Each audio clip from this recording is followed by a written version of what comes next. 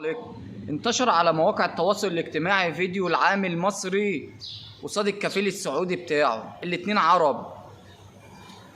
الكفيل السعودي بيهين العامل المصري زي ما هتشوف كده بالظبط. شوف انت بعينك، تابع كده. تاخذ فلوس ما تشتغل انقلع. مش همضي على سندات عشان اشتغل اني في 60 كلب. خلاص اجيزني عشان امشي. ما وعمالين نقول احنا اخوه واحنا اخوات. هكمل لكم باقي الفيديو في نفس الفيديو ده. وعمالين نقول احنا اخوات واحنا واحد، والسعوديه ومصر والامارات والكويت والدول العربيه لازم نتحد ولازم نقف مع بعض. يا جدع خلي عندك انسانيه يا كفيل يا سعودي. فين حكومتك تتحرك تشوف الوضع ده؟ خلي عندك انسانيه. مش عشان هو مصر ابن بلدي اي حد يتعامله كويس. عيب الالفاظ البذيئه اللي انت اتكلمت بيها.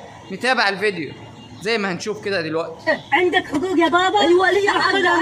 خذها من الحكومه. ازاي اخدها؟ ما عندي شيء. هي دي العروبه؟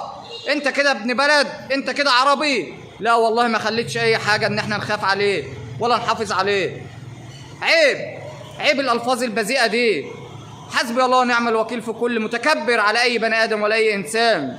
عيب، احنا عرب مسلمين اخوه في الاسلام والدين. ينفع اللي بيحصل ده؟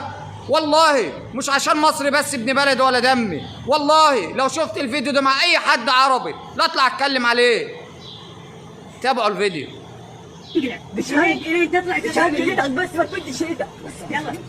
عيب يا جماعه يا عرب، احنا اخوه كلنا واحد في ظهر بعض. عيب نحصل فينا كده، ما ينفعش يبقى في رأفة. عيب، احنا واحد، احنا كلنا مسلمين. عيب انك تظلم وتفتري. حرام والله، حرام عليكم. الشعب المصري والوطن العربي بيطالب بحقوق الشاب المصري ده من الكفيل السعودي. مبادرة ان الشاب المصري يجيله حقه. انا بدعم الشاب المصري.